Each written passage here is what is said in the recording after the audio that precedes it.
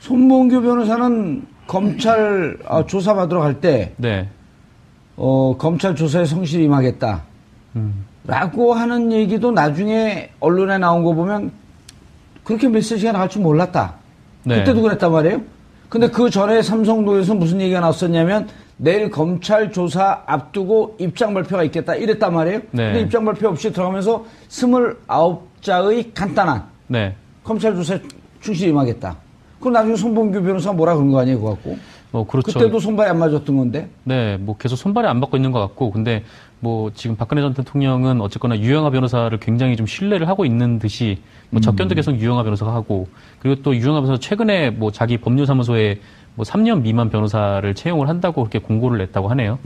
그래서 이게 뭐랄까 하여튼 집사 변호사라는 말이 있다고 하는데, 예. 이것도 이 사실이 알려지면서 좀 단어가 떠올랐던 단어인데, 그러니까 일종의 박근혜 전 대통령이 구치소에 있지 않습니까? 예. 그러니까 이분이 면회를 할 수가 있잖아요. 9시부터 6시까지 면회를 하면은 그 방에서 나올 수가 있는 건데, 그렇게 이제 면회를 하면서 숨 쉴 수 있는 공간을 주고 잔심부름을 하기 위한 그런 변호사를 채용하는 거 아니냐. 예. 이런 보도들이 나오고 그러더라고요.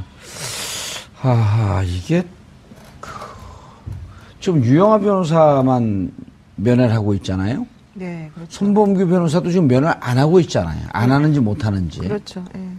근데 제가 취재하고 제가 들은 정보에 따르면, 지금까지는, 별로 고통스럽지 않다. 그리고 잘 지내고 있다. 이렇게 얘기하고 있단 말이에요. 네. 그리고 교도소에서의 정식 호칭은 대통령님이라고 하기로 했다고 하고. 네. 그리고 박근혜 전담반에서 7명 내지 8명 여자 교도관을 배치했다고 하고. 네. 이건 언론에 안 나온 겁니다. 그거 나왔어요. 나왔어요? 네. 깜짝이야. 다 나왔어요? 네, 다 나온 얘기예요. 네. 별로 중요한 게 아니네요.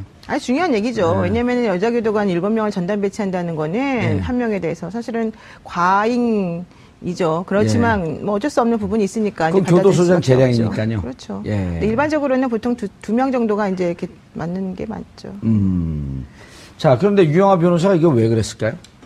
3년 미만 경력 소속 변호사 모집이요? 예. 그거는 제가 봤을 때는 급여를 조금 주려고 그런 것 같은데요. 3년 미만의 경력 소속 변호사라고 하는 거는 기본적으로 로스쿨 수료하신 분들을 얘기하는데요. 기본적으로는. 예. 그분들의 이제 급여가 예전보다는 많이 낮아졌기 때문에 이 임금 수준이. 그러니까 어디에 쓰려고? 여러 가지 이제 잡일을 시키시겠죠. 서면도 쓰게 하고, 잡일을 시키려고.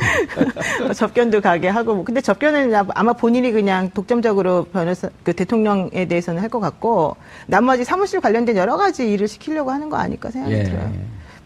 만약에 필요하다면 서면 작업도 시키고, 뭐도 시키고 하려고 하겠죠. 언론에 안 나온 얘기 하나 해드릴까요? 네. 사람들 못 보고 이렇게 커튼 치고 있대요. 누가요? 대통령님이? 네, 대통령 그 방에. 방 주위에다가 못 보게 지나가다. 그렇죠. 차단막 같은 거 해놨죠. 그거 나오지 않았어요? 그것도 또 나왔어요? 네.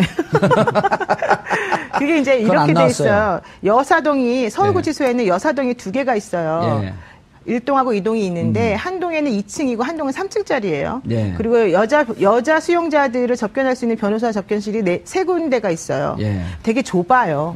그래서 이제 박 대통령은 그 중에 이제 한쪽 구석에 이렇게 방을 마련해서 예전에 미군들이 사용하던 소파 협정에서 미군들 수용됐을 때 그 방을 지금 이제 사용하고 있는 거잖아요. 그래서 앞에 이제 차단막도 만들어 놓고 또 교도관도 7명을 이렇게 2인 1조로 해서 번갈아 가면서 그분을 이제 다른 사람들과 접촉을 막기 위해서 이제 하고 있다는 얘기인데요. 그러다 보니까는 사람들의 눈에 띄는 걸 싫어해서 앞에다 이렇게 다 막아놓고 아무도 이제 보지 못하게 하는 거고, 특히 박근혜 전 대통령은 자기의 맨 얼굴을 사람들한테 보이는 걸 제일 싫어해요. 그건 확인된 거예요? 네, 그렇죠. 그래서 자기 얼굴을 아무도 못 보는 거야. 유영하 변호사 이외에는. 그러니까 유영하 변호사는 어쩔 수 없이 이제 변호사로서 볼 수밖에 없으니까 그분은 이제 드리지만 나머지는 제가 보기에는 아마도 안 드릴 가능성이 크죠.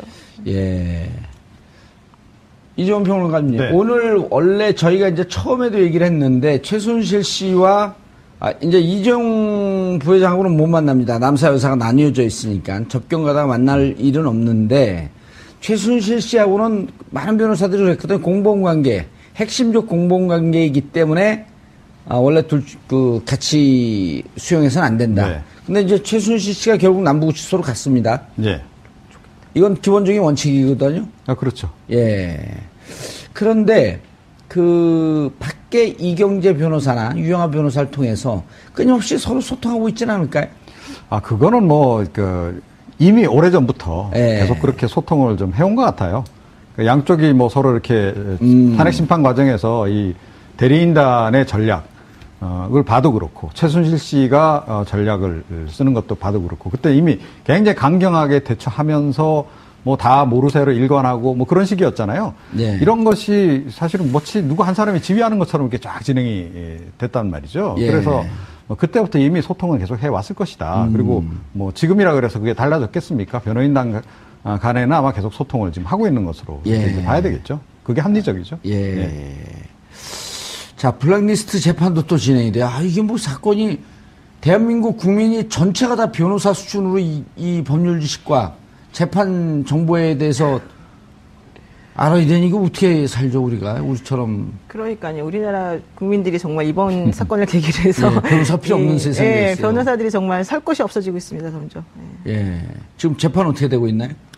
김기춘, 조윤선. 블랙리스트 재판이 사실은 되게 중요한데 예. 그동안에 이제 계속 모르쇠로 일관을 해왔었었는데 어제 뭐 나온 기사에 의하더라도 조윤선 전 장관 같은 경우에는 본인이 정무수석으로 그때 들어오면서 전임자로부터 브리핑을 받는데 처음에 웃고 있다가 나중에는 얼굴 표정이 굳어졌다는 얘기잖아요. 블랙리스트 관리 얘기를 듣고 특히 그것을 대통령이 직접 챙겼다 이런 얘기까지 들으면서 우리가 이런 것까지 해야 되냐 이런 얘기도 했었다는 거예요. 아, 조윤선 장관이? 예, 예. 그러니까 근데 이제까지 왜 부인하고 그러니까 있었어요? 이제 그동안 부인했던 것에 이제 빼도 박도 못할 증거들이 그렇게 나와서 아하. 이제 아마 오늘 재판에서도 그런 것들을 들이대게 되면 좀 심경의 변화를 일으킬 수도 있다 이런 누가요?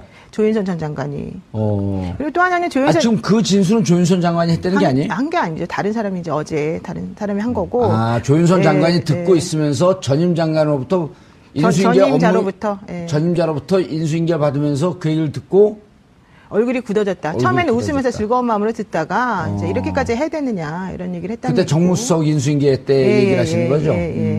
그렇게 됐고 그래서 이제 오늘 재판하게 되면 과연 이 사람이 견딜 수 있을까? 또 중요한 건 지금 조윤선 전 장관의 심리적 변화가 사실 매우 중요합니다. 예. 그분이 지금 구치소 생활을 잘 못 견뎌가지고 귤만 드시고 엄청나게 지금 말랐다는 거잖아요. 그리고 남편하고 하루 종일 그 접견실이 3개밖에 없는데 접견실을 아침부터 밤까지 계속 자기 혼자 독점적으로 사용하다시피 하고 있어요 지금.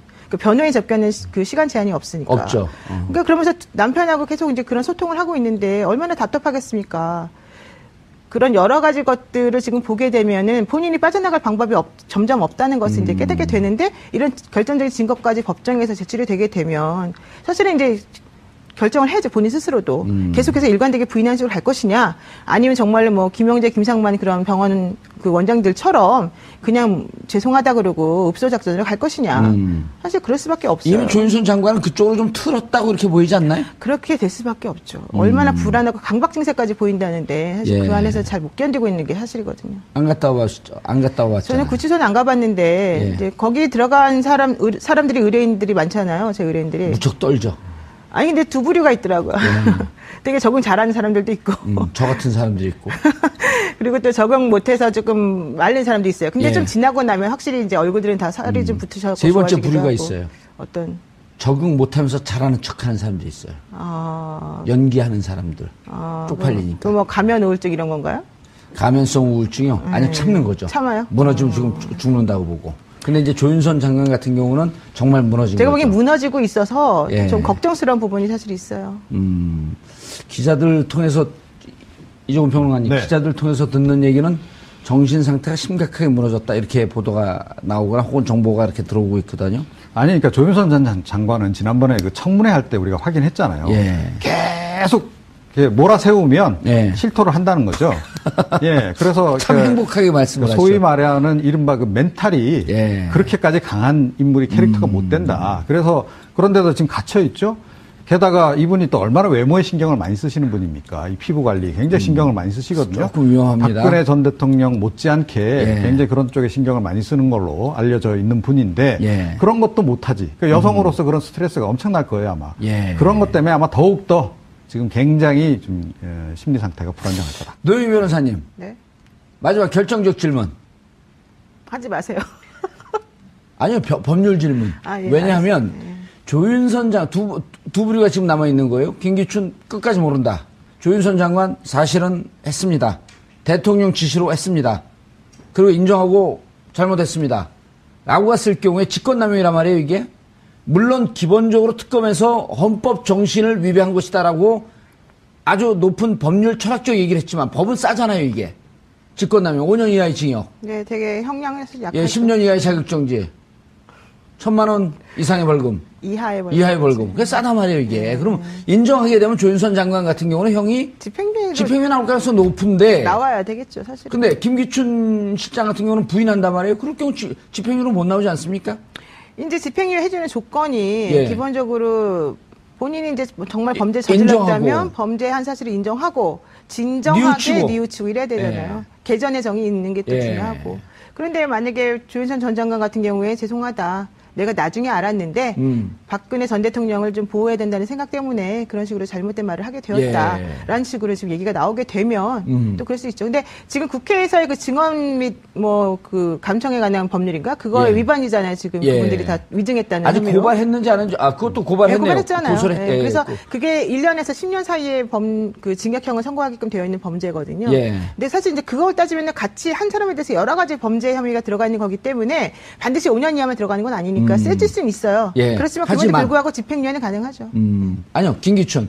김기춘 전 인정을 안할 김기춘 전 실장 같은 경우에 또 끝까지 인정 안 할지는 사실 몰라요. 그분도 사실은 대통령이 시켰다라는 식의 말을 조금 했어요. 했죠. 예, 그래서 이분이 재판이 사실 지금 시작한 지가 오늘인가가 지금 첫 번째 날 아니겠습니까? 그러니까 앞으로 어떻게 전개될지는 모르고 또 그렇게 전제로 끝까지 부인했을 경우에. 끝까지 부인한다 그러면 사실 집행